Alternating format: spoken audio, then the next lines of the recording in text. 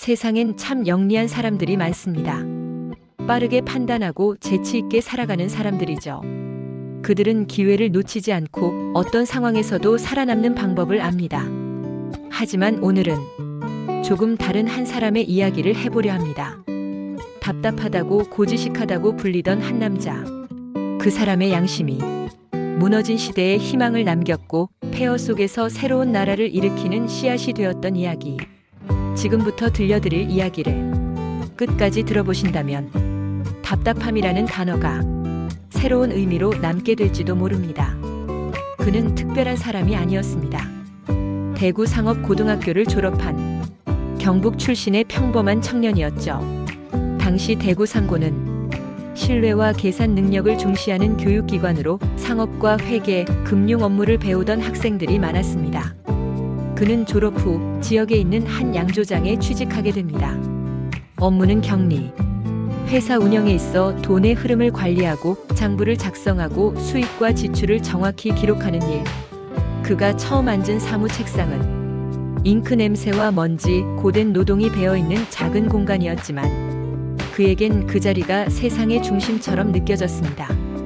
왜냐면 그는 신뢰를 관리한다고 생각했거든요. 그에게 장부란 수익의 숫자가 아니라 사람과 사람 사이의 약속이었고 회사와 직원 사이의 윤리였습니다.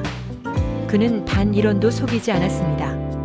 받은 돈은 받은 그대로, 쓴 돈은 쓴 그대로 정리했고 복잡한 거래도 깔끔하게 구분지었습니다. 그의 이런 자세는 처음엔 사람들의 호감을 사기도 했습니다.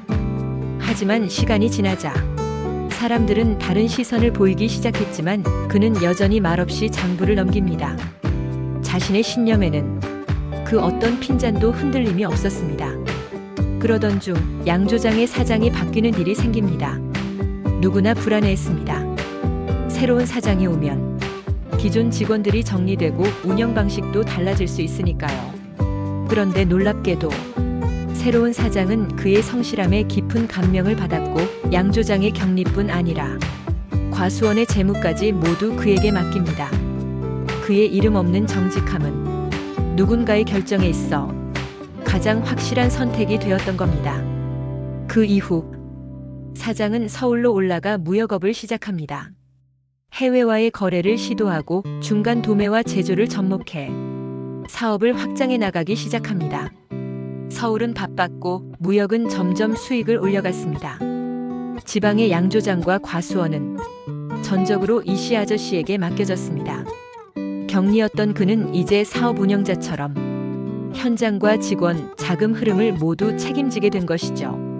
그 시절 격리 업무를 맡은 많은 사람들은 사장의 부재를 틈타 장부를 조작하거나 푼돈을 챙겼습니다. 그런 건 관행이라고 불렸죠. 살짝 부풀려 쓰는 정도는 아무도 문제 삼지 않았습니다. 하지만 그는 관행에 타협하지 않았습니다. 내가 돈을 만진다는 건 책임을 만지는 것이다. 그는 그렇게 믿었습니다.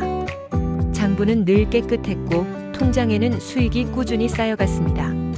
사장도 자주 연락하지 않았습니다. 그만큼 믿었고 그만큼 안심했던 겁니다. 하지만 평화는 오래가지 않았습니다. 1950년 한국 전쟁이 터지고 서울은 순식간에 폐허가 됩니다.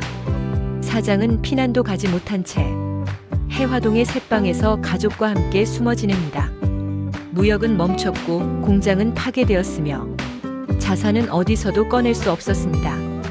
그는 가족들과 함께 지방으로 향합니다. 그 시기 많은 사업장이 무너졌고 관리자들이 자금을 빼돌리고 도망치는 일이 속출했습니다. 그래서 그는 기대하지 않았습니다. 그저 남은 게 있는지 확인하려 한 것이었죠. 그런데 양조장의 문을 열자 그는 믿기 어려운 장면을 마주합니다. 작은 사무실 한쪽에서 이씨 아저씨가 여전히 같은 책상에 앉아 깨끗한 복장으로 장부를 정리하고 있었던 겁니다. 사장은 말문이 막힙니다. 그동안 어떻게 된 겁니까? 이씨 아저씨는 잔잔한 표정으로 장부를 내밉니다. 전쟁 중에도 군납 계약이 이어졌습니다. 영업은 계속됐습니다. 그리고 차곡차곡 모았습니다. 무려 3억 원. 그 혼란한 시대 속에서 누군가는 묵묵히 자리를 지켰고 그가 지킨 건 단지 돈이 아니라 신뢰, 믿음, 그리고 미래였습니다. 사장은 울컥한 목소리로 말했습니다. 야, 이 친구야, 자네가 이걸. 그 3억 원은 전후 재건의 종자돈이 되었습니다. 사장은 다시 무역을 시작했고 국산 제품 생산에 도전하며 제조업으로 확장해 갑니다. 기술을 도입하고 인재를 영입하며 장인 정신과 품질 중심의 경영을 시작했습니다. 그리고 그 사업은 오늘날 우리가 알고 있는 삼성이라는 이름으로 자라나게 됩니다. 성공의 씨앗은 그 답답한 격리의 장부에 있었던 겁니다. 그 사람의 이름은 이창업. 그는 단 한 번도 요령을 부리지 않았습니다. 자리를 지켰고 숫자를 속이지 않았고 자신의 원칙을 끝까지 지켜냈습니다. 그 답답함은 한 가족을 살리고 한 기업을 일으켰으며 결국 한 나라의 산업을 움직이게 만들었습니다. 지금도 우리 곁엔 그런 답답한 사람들이 있을지 모릅니다. 화려하진 않지만 묵묵히 자리를 지키는 사람, 요령 없이 살아가지만 그 정직함만으로 세상을 지탱하는 사람. 혹시 당신 주변에도 있다면 그분께 꼭 말해주세요. 고맙습니다.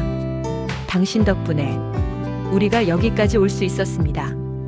이야기의 끝에서 답답하다는 말이 이제는 존경의 이름처럼 들립니다. 누군가는 요령 있게 살아가는 길을 택하지만 누군가는 묵묵히 조용히 세상을 지탱하는 길을 걸어갑니다. 오늘 당신이 이 이야기를 기억한다면 당신도 누군가에게 희망의 씨앗이 될 수 있습니다.